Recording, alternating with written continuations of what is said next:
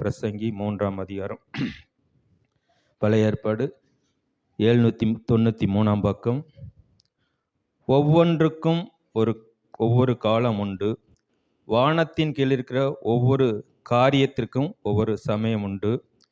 பிறக்க ஒரு காலம் உண்டு, இறக்க ஒரு காலம் உண்டு, நட ஒரு காலம் உண்டு, நட்டதை பிடுங்க ஒரு காலம் உண்டு, கொல்ல ஒரு காலம் உண்டு, குணமாக்க ஒரு காலம் உண்டு, இடிக்க ஒரு காலம் உண்டு, கட்ட ஒரு காலம் உண்டு, அள ஒரு காலம் உண்டு, நகைக்க ஒரு காலம் உண்டு, புலம்ப ஒரு காலம் உண்டு, நடனம் பண்ண ஒரு காலம் உண்டு, கற்களை எரிந்துவிட ஒரு காலம் உண்டு, கற்களை சேர்க்க ஒரு காலம் உண்டு, தழுவ ஒரு காலம் உண்டு, தழுவாமல் இருக்க ஒரு காலம் உண்டு, தேட ஒரு காலம் உண்டு, இழக்க ஒரு காலம் உண்டு, காப்பாற்ற ஒரு காலம் உண்டு, எரிந்துவிட ஒரு காலம் உண்டு, கிழிக்க ஒரு காலம் உண்டு, தைக்க ஒரு காலம் உண்டு, மௌனமாக இருக்க ஒரு காலம் உண்டு, பேச ஒரு காலம் உண்டு, சிநேகிக்க ஒரு காலம் உண்டு, பகைக்க ஒரு காலம் உண்டு,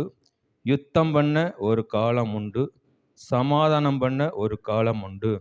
வருத்தப்பட்டு பிரயாசப்படுகிறவனுக்கு அதனால் பலன் என்ன?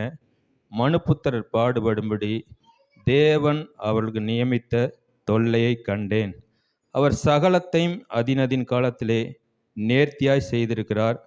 உலகத்தையும் அவர்கள் உள்ளத்திலே வைத்திருக்கிறார். ஆதலால் தேவன் ஆதி முதல் அந்த மட்டும் செய்து வரும் கிரியையை மனுஷன் கண்டுபிடியான். மகிழ்ச்சியாய் இருப்பதும் உயிரோடு இருக்க நன்மை செய்வதுமே அல்லாமல் வேறொரு நன்மை மனுஷனுக்கு இல்லை என்று அறிந்தேன்.